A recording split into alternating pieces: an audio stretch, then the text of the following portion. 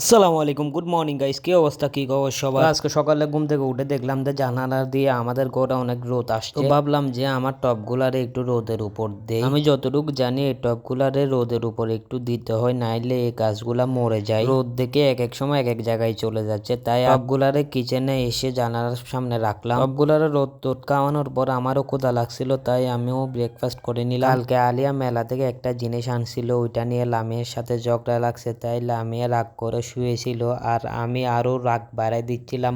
ওর সাথে মজা টজা করে একটু মোবাইল টোবাইল দেখলাম। মোবাইল টোবাইল দেখে বের হয়ে গেলাম মসজিদে যাওয়ার জন্য। ঘর থেকে বের হয়ে দেখি অনেক বেশি রোদ। ভাবলাম যে কয়েকটা ছবি তুললে কেমন লাগে দেখি। রোদের মতো গাছের ছবি তুলতেছিলাম, অনেক বেশি সুন্দর হচ্ছিল। হাঁটতেছিলাম রাস্তায়, দেখে কেউ নাই, কেউ না কেউ এমনিতে থাকে রাস্তার মধ্যে, তো কথা বলে বলে যাই। তো আজকে দেখি রাস্তায় কেউ নাই, মসজিদের সামনেও কাউরে দেখতেছি না। তো মসজিদের সামনে আসলে আমি প্রায় সময় মসজিদের ভিডিও বা ছবি তুলি, এই জিনিসটা আমার খুব ভালো লাগে। তো মসজিদ থেকে বের হয়ে বলটা বলতেছিল যে চল আচার খাই। আমি বললাম যে আমি এই আচার গুলা খাবো না। ও বলতেছে এই আচার গুলা ভালো, এগুলা হোমমেড আচার। তো আমি বললাম যে তাইলে তুই খা। পরে ওও খাই নাই, তাই আবার বাজারে আসলাম চিপস খাওয়ার জন্য। চিপস টিপস নিয়ে ভাবতেছিলাম যে কই যাওয়া যায়, আমরা সচরাচর স্কুলের ওই দিকে যাই, কিন্তু আজকে জিতু বলতেছিল যে চল শেখপাড়ার ওই দিক থেকে হেঁটে আসি। তো নেতা যেহেতু বলছে, নেতার কথা তো আর ফেলতে পারবো না। তো এখানে গিয়ে আমরা ব্রিজের উপর বসলাম, কিছুক্ষণ আড্ডা টাড্ডা দিলাম। আড্ডা দিয়ে বলটা বলতেছে ওর নাকি ক্ষুধা লাগছে, ভাত খাবে, তাই চলে আসতেছিলাম বাড়িতে। বলটার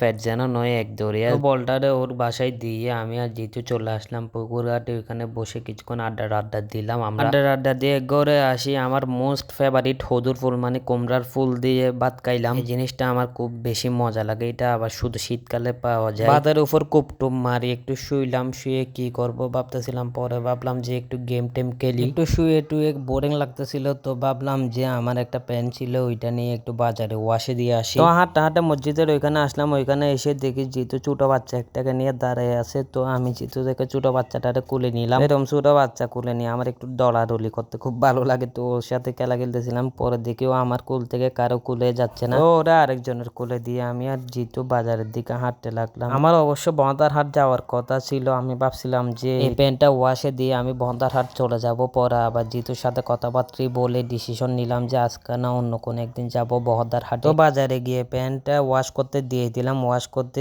দিয়ে আমি একটু লাইব্রেরিতে গেলাম। তারপর লাইব্রেরি থেকে বের হয়ে বাজারে হাঁটতে লাগলাম। হাঁটতে দেখলাম যে কিছু পাথর বস্তা পড়তেছে, তো জিতুর পরিচিত ছিল। তারপর জিতুরে বলে এখান থেকে কিছু পাথর নিলাম। পাথর নিয়ে বাড়িতে আসতেছিলাম, তখন দেখি বড় ভাইয়ের বিড়াল একটা দেওয়ালের উপর উঠে বসে আছে। কতক্ষণ ওইটারে গুতাইলাম। এটা গুতাই টুইতাই কি করবো ভাবতেছিলাম। পরে ভাবলাম যে একটু ছাদে যাই, ছাদে গিয়ে একটু ঘোরাঘুরি করে। ওখানে আমার আম্মুরা আছে। তো ছাদে যাইতে না যাইতে আমার আম্মা আমরা বলতেছে যে একটু মাটি কাটে দিতে। হিংকার চিপাই যেহেতু পরে গেছি, কিছু করার নাই, কাজ করতে হয়েছে। অল্প কিছুক্ষণ মাটি কাটার পর অনেক বেশি ক্লান্ত লাগতেছিল, তো কিছুক্ষণ হাঁটাহাঁটি করলাম। হেঁটে বাসায় চলে আসলাম। তো আজকের ভিডিও এতটুকু, ইনশাল্লাহ নেক্সট ভিডিওতে দেখা হবে। আল্লাহ হাফেজ।